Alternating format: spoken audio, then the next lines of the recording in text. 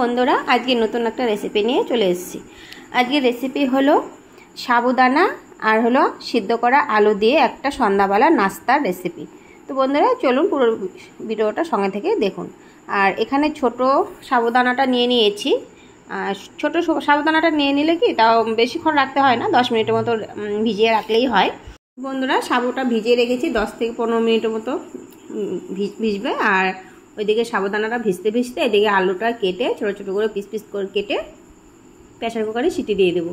দুটো মতো সিটি দিয়ে দিলে আলুগুলো সুন্দর করে সিদ্ধ হয়ে যাবে। আর এখানে কিন্তু দেখতেই পাচ্ছেন বড় সাইজের আলু নিয়েছি, বড় বড় দুটো। আর আলুটা একটু বেশিই থাকবে আর সাবুদানাটা একটু কম থাকবে। আলুটা কিন্তু টেস্টটা বাড়াবে আর আঠালো হবে।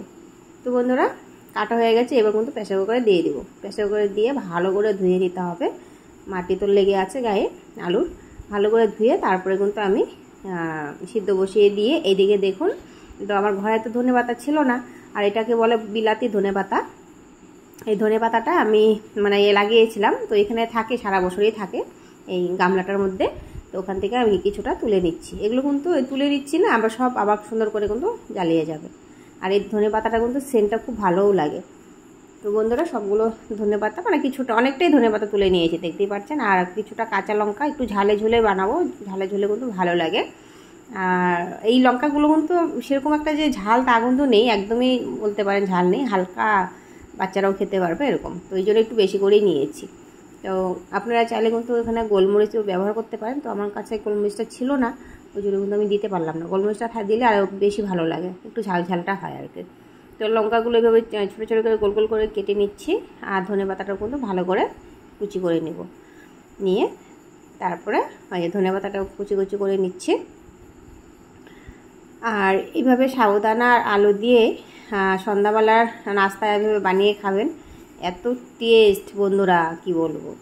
আপনারা চাইলে একটু ময়দাও কিন্তু দিতে পারেন, একটু ময়দা দিয়ে নেবেন, দেখবেন যে আরও সুন্দর হবে খেতে, আরও বেশি ভালো লাগবে খেতে। তো আমি কিন্তু আবার ময়দাটা ব্যবহার করব না, আমি শুধু আলু আর সাবুদানাটা দিয়েই করব। আর সাবুদানাতে কিন্তু জল জানি না থাকে, আর আলুটা তো জানি জল না থাকে, একদম পুরো ড্রাই ড্রাই হতে হবে দুটো জিনিসই, তাহলে কিন্তু জিনিসটা ভাজতে সুবিধা হবে। আর যদি জল জল থাকে তাহলে কিন্তু ভাজতে সুবিধা হবে না, গলে যাবে, একদম সব একসাথে লেগে যাবে। তো এদিকে দেখুন 10 থেকে 15 মিনিট সাবুদানাটা ভিজিয়ে রেখেছিলাম। আর এবারে সাবুদানাটা ভালো করে জলটা ঝরিয়ে নেব একটা ছাকনাতে, ঝেড়ে নিয়ে তারপরে কিন্তু আমি দিয়ে দেবো। আর এদিকে আলুগুলো সিদ্ধ হয়ে গেছে, আলুগুলো ছুলে নিচ্ছি। আলুগুলো কিন্তু প্রচণ্ড গরম হাতে। তো বন্ধুরা আলুগুলো কিন্তু সবগুলো ছুলে নিলাম, দেখুন অনেকগুলো আলু কিন্তু আছে। আর আলুগুলো এবার একটা থালাতে নিয়ে নিয়েছি, বড় থালাতে নিয়ে এবার কিন্তু 1 চামচ দিয়েছি নুন, আর 1 চামচের মতো দিয়েছি রাঁধুনি। আর দিয়ে এবার কিন্তু ধনেপাতা কাঁচা লঙ্কাটাও দিয়ে দেবো। আর যে সাবুটা আমি ধুয়ে রেখেছিলাম এটা কিন্তু এই জল ঝরিয়ে ভালো করে এবার কিন্তু মেখে নেব, আর কোনো কিছু দিতে হবে না। আর এটা ভালো করে কিন্তু মেখে নিতে হবে। ভালো করে মেখে নিয়ে তারপরে আমি একটা থালার মধ্যে গোল গোল করে বল বানাবো আর কি। বল বানিয়ে তারপরে দিয়ে দেব উপর দিয়ে লঙ্কার গুঁড়ো। আপনারা এটাতে চাইলে লঙ্কার গুঁড়ো দিতে পারেন, কালারটা সুন্দর আসবে। আমি কি করব, উপর দিয়ে গোলগুলার উপর দিয়ে দিয়ে দেবো। তারপর তেলে যখন দিব না অটোমেটিক কিন্তু কালার এসে যাবে খুব সুন্দর, এই দেখতেই পাচ্ছেন। আপনারা চাইলে কিন্তু এখানে ময়দা একটু অ্যাড করতে পারেন, ময়দা অ্যাড করলে কি তাহলে আরও সুন্দর হবে। এই দেখতে পাচ্ছেন আমি তো এইভাবে সবগুলো বানিয়ে নিই। তো বন্ধুরা দেখতে পারলেন গোল গোল করে বানিয়ে নিলাম, থালার মধ্যে সুন্দর করে সাজিয়ে রেখেছি। আর এদিকে লঙ্কার গুঁড়ো কালারের জন্য লঙ্কার গুঁড়ো 1 চিমটি করে দিয়ে দিচ্ছি সবগুলোর মধ্যে। আপনারা যখন মাখার সময়ও দিতে পারেন, তো আমি আর মাখার সময় দেইনি, এবার উপর দিয়ে দিলাম, দেখতে সুন্দর লাগছে। আর এদিকে কিন্তু সরষের তেলও কড়াইতে দিয়ে দিয়েছি। আর তেলটা গরম হয়ে গেলে এক এক করে আমি দিয়ে দেবো। তো বন্ধুরা তেলটা কিন্তু গরম হয়ে গেছে, আর এদিকে এক এক করে আমি দিয়ে দিচ্ছি।